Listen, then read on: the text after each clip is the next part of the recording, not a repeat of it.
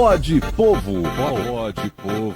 Pode Povo, onde o povo encontra sua voz. Tá na hora de mais um Pode Povo, podcast do Sindipetro NF, onde você encontra a sua voz aqui na Folha FM, do grupo Folha da Manhã de Comunicação, comando de Sérgio Borges. Sempre tem a participação do Teseu Bezerra, toda a diretoria desse Sindipetro NF. 13 de maio, dia da abolição da escravatura, 13 de maio de 1888, Princesa Isabel foi lá. Aliás, essa caneta que a Princesa Isabel assinou, a abolição da escravatura, a Lei Áurea, tão importante para todos nós, tão demorada, está aqui em Petrópolis, no museu ali em Petrópolis. É muito bacana, vale a pena a visita aí. Bom, mas eu quero saber o seguinte: até aqui, ou até bem pouco tempo, a gente comemorava essa data. O que é motivo de questionamento sobre essa data hoje?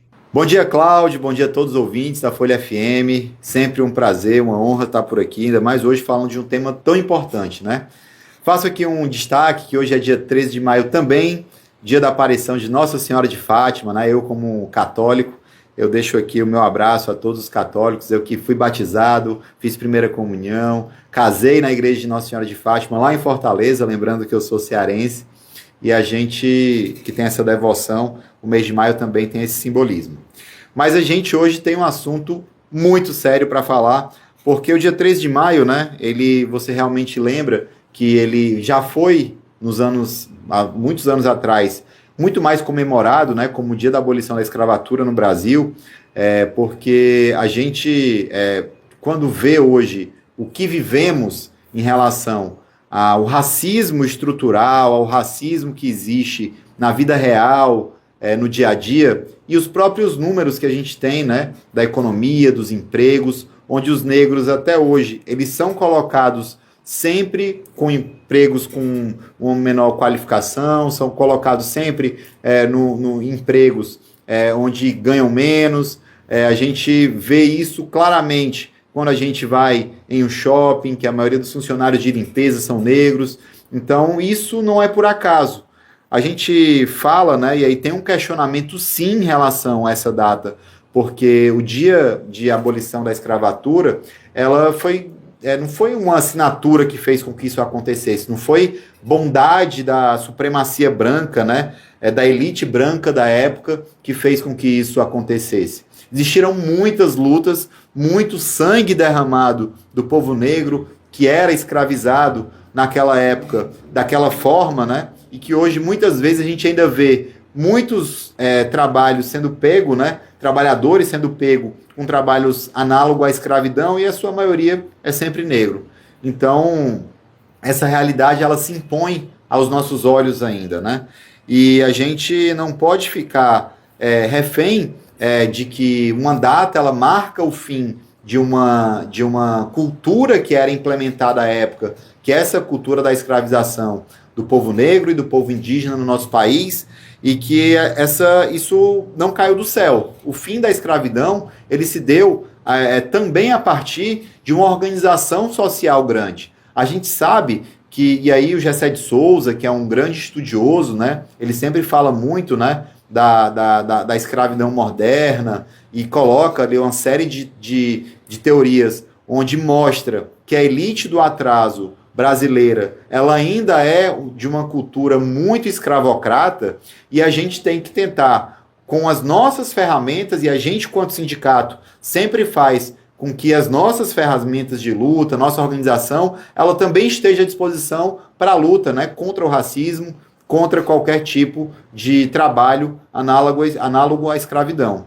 Então, é muito importante a gente lembrar tudo isso. Bom, se não é mais, então, 13 de maio, a celebração máxima aí dessa data importante, quais são as datas ou qual é a data? Esclarece isso aí pra gente, por favor.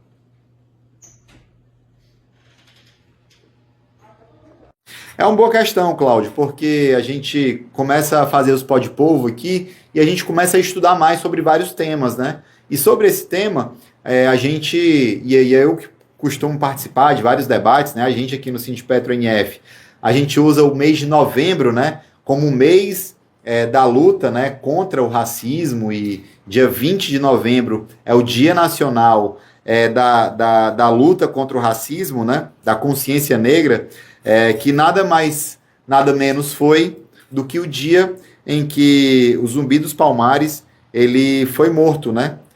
Então, o Zumbi dos Palmares, que foi um líder do Quilombo dos Palmares, e foi, assim, sem dúvida, um dos maiores líderes na luta contra a escravidão do país. Até meu amigo David Bacelar tem uma tatuagem que eu invejo, né, no bom sentido, de Zumbi dos Palmares no braço, e isso demonstra, eu acho, que o tanto que a gente precisa lutar ainda para que o trabalhador e a trabalhadora,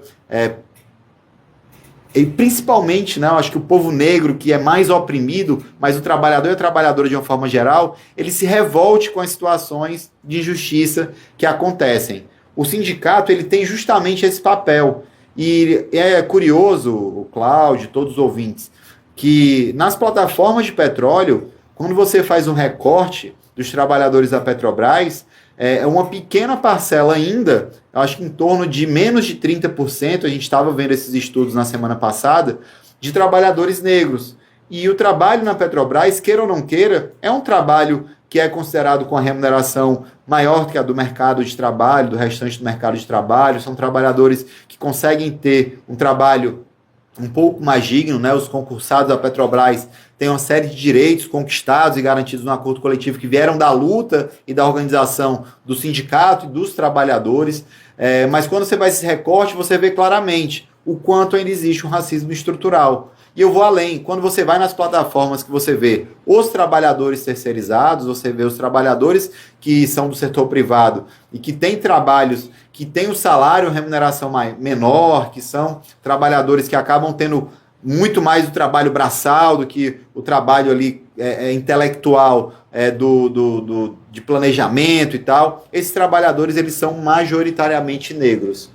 Então, são algumas formas que a gente tem que refletir, né? Eu muitas vezes estou viajando no aeroporto, a trabalho ou com a família, e eu gosto de fazer essa observação. Eu olho para as minhas filhas e falo: olha, minha filha, quantas pessoas negras você está vendo nesse avião?